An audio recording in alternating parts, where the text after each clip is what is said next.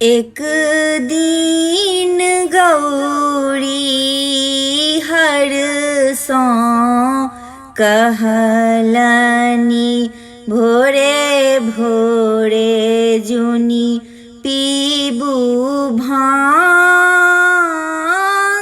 या। एक दिन गौरी हर सौ कहलनी भस्म रमौने बूढ़ बरद पर भरी झोरी लाए भांग या। भूत पिशाचक संगे घूमी, भूत पिशाचक संगे घूमी। हमर ने कनियो ध्यान या।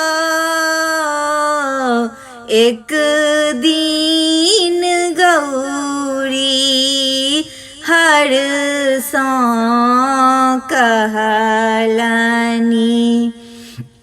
विष्णुक माथ मुकुट विराजै, आहाँक जटाति डरान या।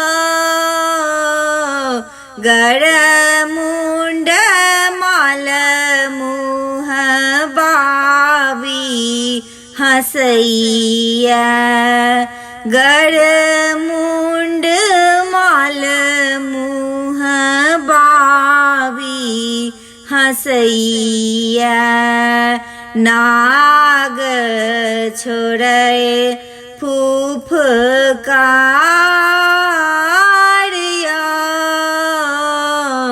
एक दिन गौरी हर सौ कहलनी विष्णुक पहिरन पियर पीताम्बर, आहाँके बाघ छाल या। देखी आहाँकेर रूप दिगंबर, देखी आहाँकेर रूप दिगंबर। सखी सब कर उपहास या।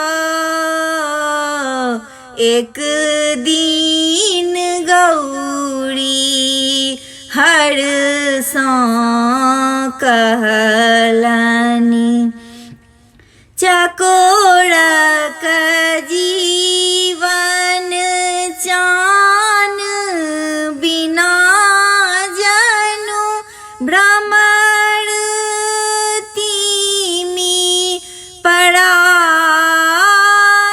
या। तृषित हृदय अमर कहे मशानी, तृषित हृदय अमर कहे मशानी।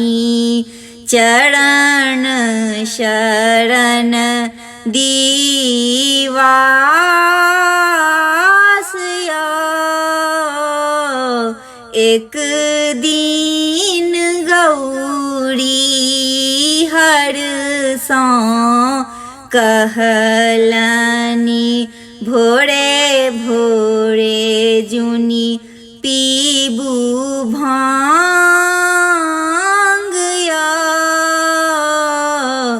एक दिन गौरी हर सौ कहलनी।